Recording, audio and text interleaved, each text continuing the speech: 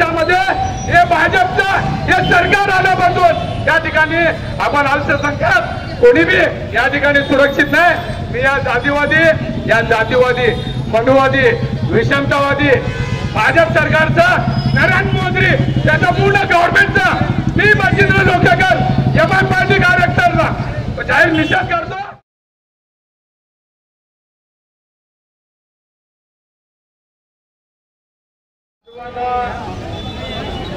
नम्रतेची विनंती आहे की सर्वांनी शांततेने खाली बसायचं आहे। आपण ज्या मोर्चाच्या माध्यमातून ज्या प्रश्नासाठी या ठिकाणी जमलेले आहोत तो प्रश्न या ठिकाणी सर्वांनी समजून घेणं गरजेचं आहे आणि म्हणून या ठिकाणी शांततेचं या ठिकाणी सहकार्य करावं। अरे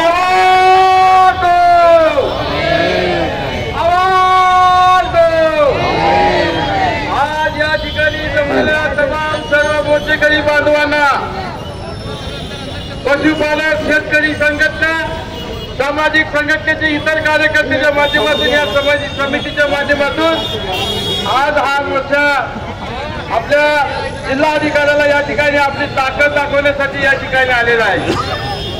ही ताकद कुण्या एका जातीवादी पक्षाला व कुण्या एका पक्षाच्या जातीच्या विरोधात नाही, ही ताकद आहे ती कष्टकरी समाजाची कष्टकरी शेतकऱ्याची या ठिकाणी असलेला कुरेशी समाज अशा सर्व सामाजिक संघटनेची ही ताकद आहे।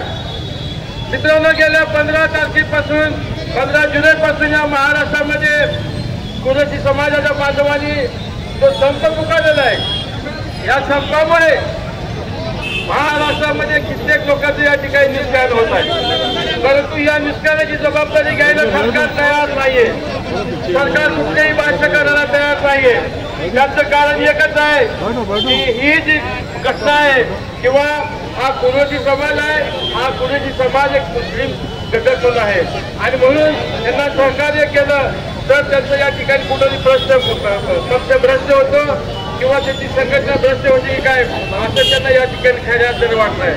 परंतु मला या सरकारला सांगायचं आहे की गेल्या 15 दिवसापूर्वी ज्या पद्धतीने संपावर गेल्यानंतर जे शेतकरी बांधव जे व्यापारी जे ज्या अर्थाने या ठिकाणी या कुरेशी समाजाच्या व्यवसायावर जे अवलंबून असणारे समाज जीवित घटक उद्योग आहेत ते उद्योग या ठिकाणी कुठेतरी बंद पडण्याच्या मार्गावर आहेत। काही ठिकाणी उपासमार होत आहे। या ठिकाणी खऱ्या अर्थाने जो शेतकरी आहे तो शेतकरी या ठिकाणी भरायला जात आहे, त्याच्या घरामध्ये कितीतरी लोक आजारी पडले, त्यांचं पोट उपाशी भरायला लागलंय, त्यांना शेतामध्ये या ठिकाणी काय कष्ट करण्यासाठी पैसा मिळाला झालाय आणि म्हणून आजचा या ठिकाणी जो शेतकरी जमलेला आहे त्यांचा व्यथा या ठिकाणी सांगण्यासाठी जमलेला आहे, त्यांच्या अन्याय या ठिकाणी होत आहे, त्यांचं या ठिकाणी कुठेतरी दुखणं या ठिकाणी खऱ्या अर्थाने होत आहे। म्हणून शेतकरी आज या ठिकाणी आपल्या समोर आलेला आहे। माझी सर्वांना विनंती आहे की आज या ठिकाणी पशुपालक शेतकरी समाज कार्याच्या वतीनं जो मोर्चा निघालेला आहे या मोर्चाच्या माध्यमातून सर्व घटक पक्षांनी या ठिकाणी जो सहकार्य केलं संघटित केलं त्यामुळे मी सर्वांचं या ठिकाणी आभार मानतो। आपले विचार मांडण्यासाठी काही शेतकरी बांधव या ठिकाणी आले, आम्ही मास्तर आहेत, आमचे बीएसपीचे बबलू गायकवाड आहेत, वंचितचे काही पदाधिकारी आहेत, इतर आमचे या ठिकाणी सर्व पदाधिकारी या ठिकाणी उपस्थित आहेत। ते निश्चितपणे या ठिकाणी आपला मार्गदर्शन करतील। काँग्रेस पक्षाचे आदरणीय चेतन नगरी सुद्धा या ठिकाणी आपल्या पाठिंबा दर्शनासाठी आलेले आहेत। तेव्हा मी या ठिकाणी थांबवतो। जय भीम जय भारत। धन्यवाद साहेब। यानंतर प्रवीण सोनवणे बहुजन विकास आघाडी। उपस्थित सर्व जागरूक नागरिकांना सप्रेम नमस्कार देते। आजचा मोर्चा हा पशुपालक शेतकरी आणि सामाजिक कार्यकर्त्यांच्या समितीचा हा मोर्चा आहे। कुठल्याही जाती धर्माविरोधात नाही, कुठल्याही पंथाच्या विरोधात नाही। हा मोर्चा रोजीरोटीसाठी आहे, रोजगारासंबंधी हा मोर्चा काढलेला आहे। विक्रीयोग्य जनावरांची खरेदी विक्री बंद झाल्यामुळे, भाकड जनावरांची खरेदी विक्री बंद झाल्यामुळे या खरेदी विक्री व्यवसायावर परिणाम झालेला आहे। त्याचा परिणाम या सर्व पशुधनावर अवलंबित असणाऱ्या सर्व उद्योगधंद्यावर परिणाम झालेला दिसून येते। त्याचा परिणाम थेट सरकारी महसुलावरही झाल्याचं आपल्याला दिसून येते। या ठिकाणी पशुधनाचा फक्त मटण विक्री व्यवसाय संदर्भात संबंध नसून चर्मोद्योग, कृषी उद्योग, पशुखाद्य उद्योग, सौंदर्य प्रसाधने आणि वैद्यकीय सेवेसाठी लागणारे तत्सम वस्तू या सर्वांवर या पशुधनाचा परिणाम झालेला दिसून येतो.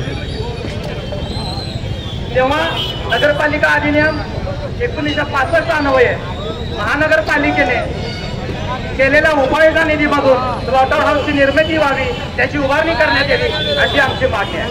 गोवंश हत्या प्रतिबंधक कायद्यान्वये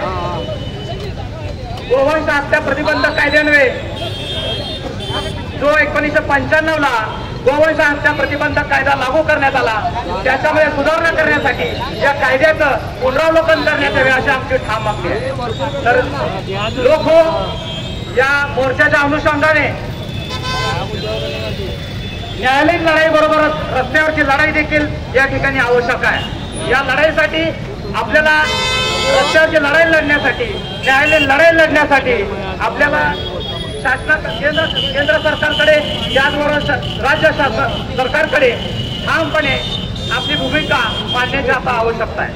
यासाठी बहुजन विकास आघाडी जे पशुपालक, शेतकरी आणि सामाजिक कार्यकर्त्यांच्या संदर्भाने जी भूमिका घेईल त्यासोबत बहुजन विकास आघाडी ठामपणे असेल या ठिकाणी असे नमूद करतो. धन्यवाद. जय भीम, जय संविधान, जय महाराष्ट्र. धन्यवाद साहेब.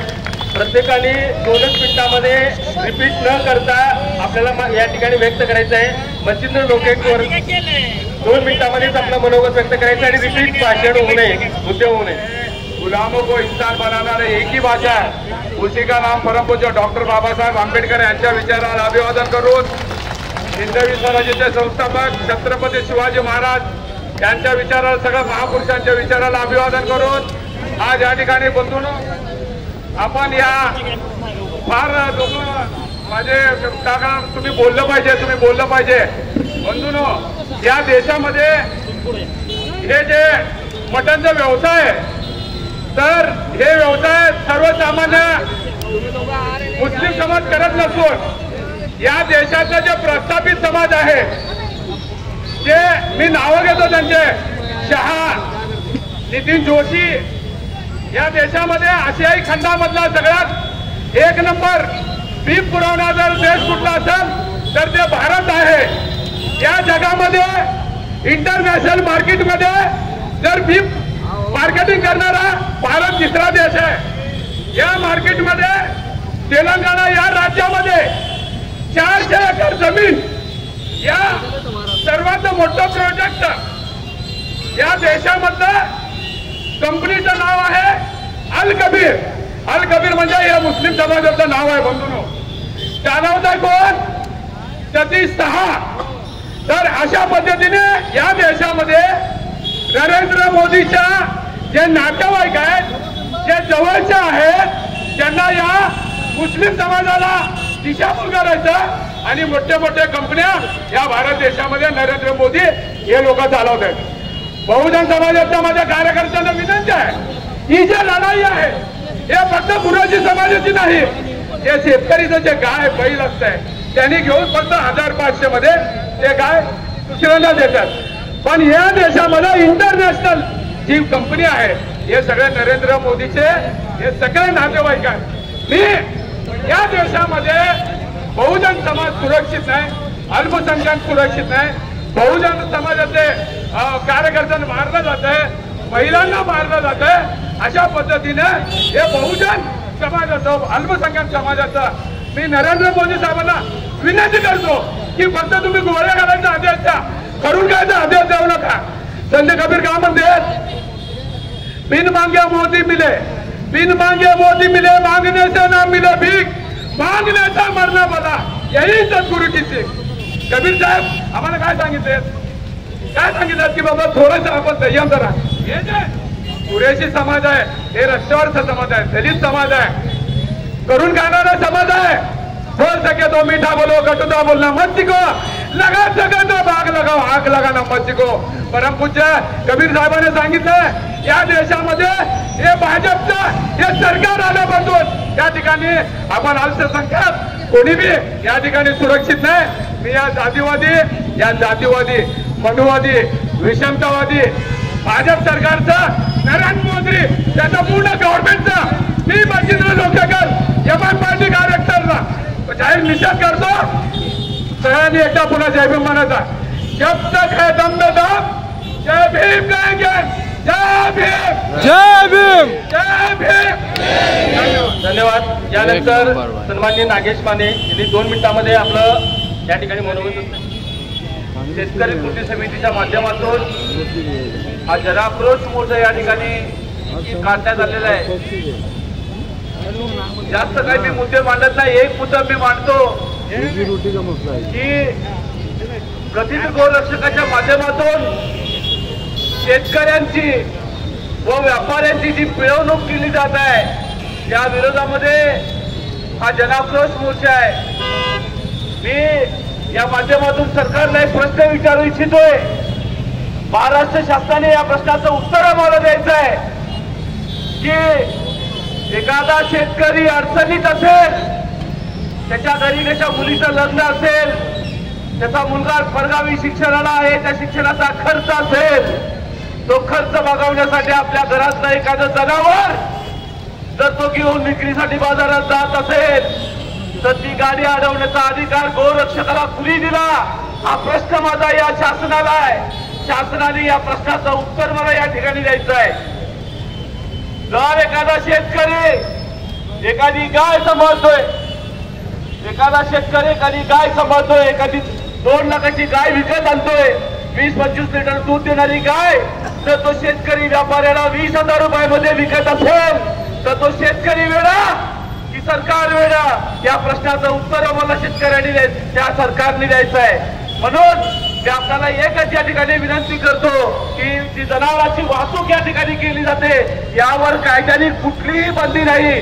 जोपर्यंत ते जनावर कापायला त्या कत्तलखान्यापर्यंत जात नाही तोपर्यंत त्या जनावराला अडवण्याचा अधिकार ना पोलीस प्रशासनाला आहे ना त्या गौरक्षकाला आहे। गौरक्षकाला तुम्ही काय लायसन दिलंय का शेतकऱ्याला अडवण्याचं? सरकारने तसं जाहीर करावं की आम्ही गौरक्षकाला लायसन दिलेलं आहे। मग याचा अर्थ असा आम्ही समजू की तुम्ही कुठंतरी तुमचे पिल्ले सांभाळण्यासाठी त्या लोकांना मुभा दिलेली आहे। या माध्यमातून मी या सरकारचा जाहीर निषेध करतो आणि या आंदोलनाला आम्ही सर्वच सहभागी आहोत। जर या आंदोलन जर आम्हाला यशस्वी नाही झालं तर यापुढे या आंदोलन महाराष्ट्र लेवलला या कृती समितीच्या माध्यमातून घेऊन जाऊ असा गर्वीची सर मी या शासनाला देतो आणि सांगतो जय भीम, जय भारत। शेतकरी संघटनेचे जिल्हाध्यक्ष सन्माननीय विजय रणदिवे या ठिकाणी मनोगत व्यक्त करतील। आजच्या या मोर्चासाठी उपस्थित असलेले सर्व मान्यवर, समोर उपस्थित असलेले शेतकरी बांधव, सर्व समाज बांधव, खरं तर आपण हा मोर्चा करत असताना मूळ आमचं पोट दुखतंय, आमचं दुखणं काय, आमच्या कथा व्यथा मांडण्यासाठी आम्ही या ठिकाणी आलोय। खरं तर शेतकरी आपल्याकडे एखादं जनावर असेल, गायी असेल तर त्याला सांभाळताना आपल्या घरातल्या एखाद्या सदस्याप्रमाणे सांभाळत असतो। आमच्या घरात एखादी गाय असेल, गाय जेव्हा गाभण असते म्हणजे गरोदर असते तेव्हा तिचं ढोळ जेवण घालतो। आमच्या घरातली एखादी गाय जेव्हा वाढते मरते तेव्हा तिचं आम्ही स्वतः तिचं अंत्यविधी करतो, घरासमोर पुरतो, तिचं वर्षनाथ घालतो। एवढं आम्ही तिच्यावर जेव्हा प्रेम करतो। एखाद्या गायी मेली तर एखादा शेतकरी आमचा 4-4 दिवस जेवत नाही, त्याला मन लागत नाही। परंतु दुसऱ्या बाजूला जेव्हा आम्ही दूध व्यवसाय म्हणून करतो, जर्सी जनावर सांभाळतो, त्या जनावरांचे जे वासरं असतात, खोंड असते, त्याला आपल्यापासून अंतुल्या म्हणतो।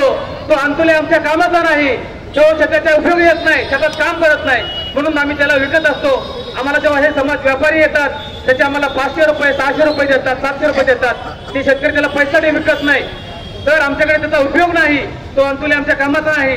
आमच्याकडे जी झालेली पाकड जनावर आहेत, ती जर्सी गाय आम्हाला दूध देत नाही, परंतु तिला सांभाळावं लागतं, कारण जर्सी गाय जेव्हा दूध देत नाही तिचा खाण्याचं मात्र बंद नसतंय, तिला लागणारा चारा आहे, तिला लागणारं खाद्य आहे, त्याची किंमत आज वर्षाला लाख रुपयापेक्षा जास्त आहे, म्हणून आम्ही भाकड जनावर विकत असतो।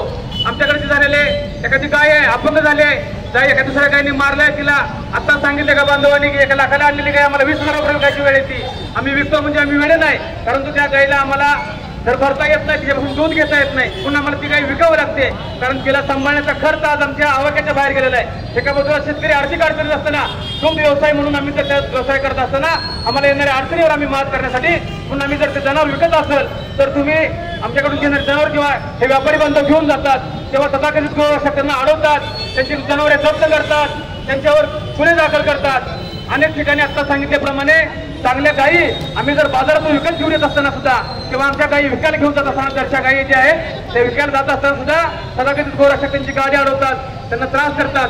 कारण जरची गाय जरी आम्हाला घ्यायची झाली तर जनावर घ्यायचं झालं तर आम्हाला कुठल्या तरी बाजारातून घ्यावं लागणार आहे. आज सोलापूर जिल्ह्यामध्ये मोडणीमचा असेल, सांगोल्याचा बाजार असेल, हे सगळ्यात मोठे भरणारे बाजार आहेत. एखाद्या सोलापूर शेतकऱ्याला जर जर्सी गाय हवी असेल तर त्याला जर्सी जनावर घेण्यासाठी सांगोल्याला जावं लागणार आहे. तो काय चालत घेऊन जाऊ शकणार नाही, गाडीची वाहतूक व्यवस्था करावी लागणार आहे. त्यामुळे शासनानं एकतर आम्हाला एका बाजूला या जो गोवंशपत्ती हत्या कायदा आहे त्याच्यामध्ये बदल करावा, त्याच्यातील जास्त गाठी रद्द कराव्यात. नसेल आमच्या शेतकऱ्यांना त्या बाकड गायी आहेत, आमच्याकडे ज्या जर्सी जनावरांची खोंड आहेत त्यांना सांभाळण्यासाठी प्रति जनावर प्रति शेतकऱ्याला 1 लाख रुपये वार्षिक अनुदान द्यावं ही मागणी करण्यासाठी आम्ही या ठिकाणी आलो आहे. आमच्या जनावर सांभाळण्याचा जो खर्च आहे तो आमच्या शेतकऱ्यांच्या आवाक्याच्या बाहेर गेलेला आहे. नसेल मी ज्या ठिकाणी जे गोरक्षक आहेत स्वतःला तथाकथित गोरक्षक समजतात त्यांना मी या ठिकाणी एक आव्हान करतो, आमच्याकडचे जे बाकड जनावर आहेत किंवा आमच्या जर्सी गायचे जे अंतुले आहेत, खोंड आहेत ते तुम्ही घेऊन जावा. आम्ही सर्व जिल्ह्यातील शेतकऱ्यांची जर्सी जनावरांची खोंड आहेत ते तुम्हाला आम्ही मोफत द्यायला तयार आहे. तुम्ही घेऊन जा, त्यांना सांभाळून दाखवा, आम्ही तुमची पाठ पाठवू. त्यानुसार शासनाने आम्हाला प्रति जनावर 1 लाख रुपये अनुदान द्या किंवा या कायद्यामध्ये तात्काळ बदल करा ही मागणी आम्ही या ठिकाणी घेऊन आलोय. मी या ठिकाणी जास्त बोलणार नाही कारण पावसाचे वातावरण आहे, बोलणारे मान्यवर खूप आहेत. या ठिकाणी या कृती समितीच्या मोर्चाचं आयोजन केलं त्या मोर्चाच्याबद्दल कृती समितीचं या सहभागी झालेल्या सर्व शेतकरी बांधवांचं मी आभार व्यक्त करतो. या ठिकाणी थांबतो. धन्यवाद. धन्यवाद जिल्हाध्यक्ष सन्माननीय विजयजी रणदिवे साहेब. यानंतर युवराज पवार यांनी बोलावयाची विनंती करतो. मातन कृती समितीचा युवराज पवार. करटमल साहेब जे शरद पवार गटाचे जे शहर अध्यक्ष आहेत त्यांनी या आंदोलनाला पूर्ण पाठिंबा दिलेला आहे, त्यांचं धन्यवाद. सर्वप्रथम सर्व बहुजन महापुरुषांना या ठिकाणी अभिवादन करतो.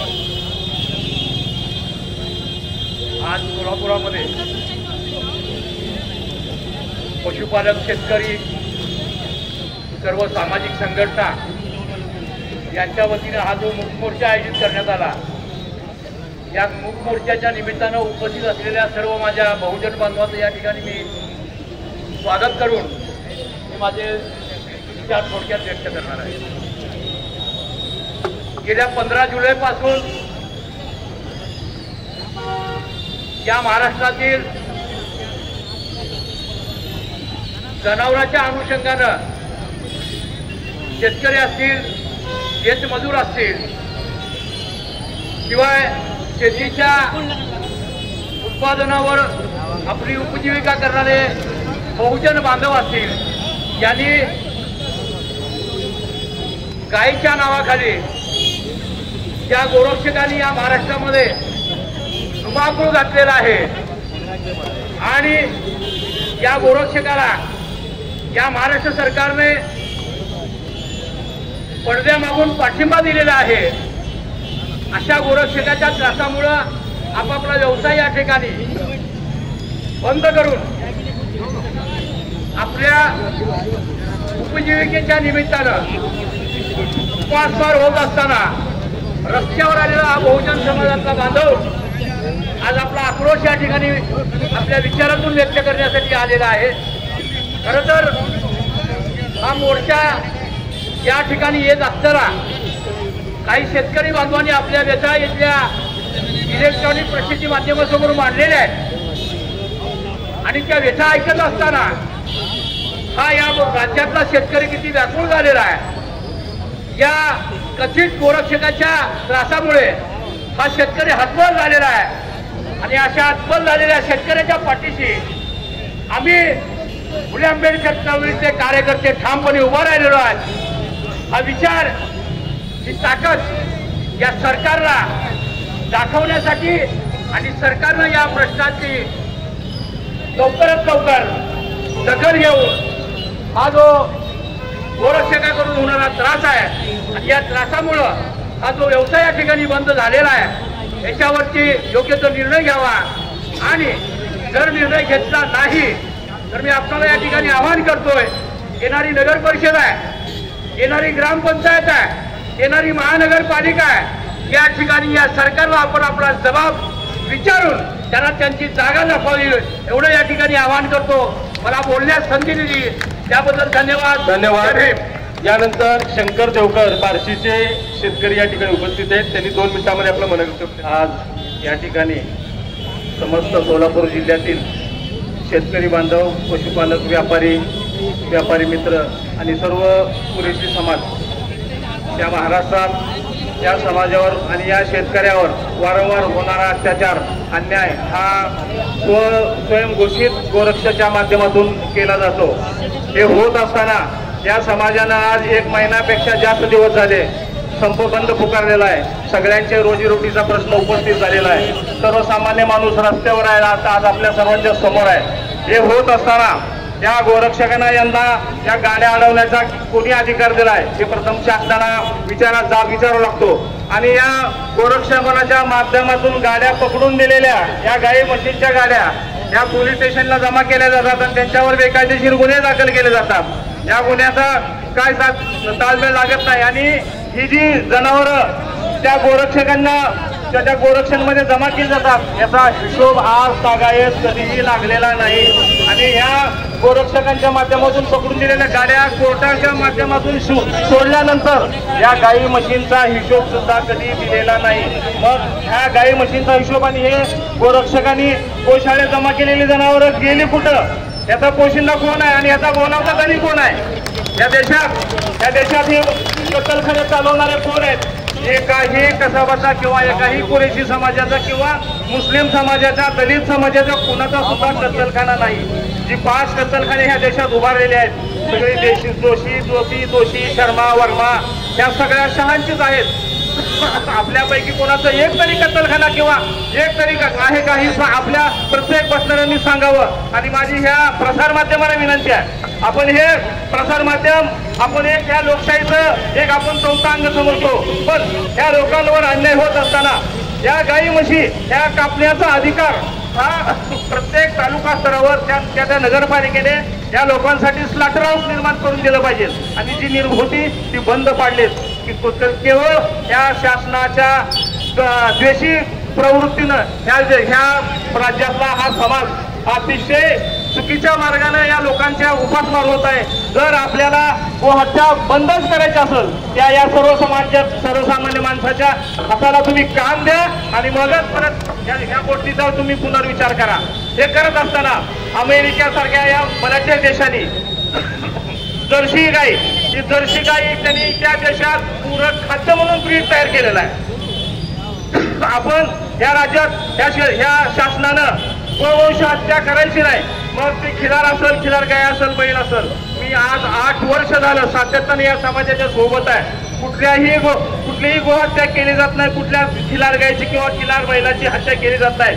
जर केली जात असेल तर निकामी झालेला जर्सी बैल असेल, जर्सी गायी असतील किंवा म्हशी असतील, पण पूर्णतः भाकड समाज या सगळ्या जनावरांना जर एक भाकड सांभाळायचं असेल तर त्याला किती खर्च लागतो? त्या गोरक्षकांना माझी विनंती आहे की तुम्ही गोरक्षक म्हणून घेताना प्रत्येकाच्या घरी तुम्ही एखादी भाकड जनावर म्हैस गाय घेऊन सांभाळून दाखवा आणि मग तुम्हाला शाबासकी देईन मी की तुम्ही खरंच ह्या गोरक्षक म्हणून किंवा जनावरांचा तुम्ही पोशिंदे समजतो.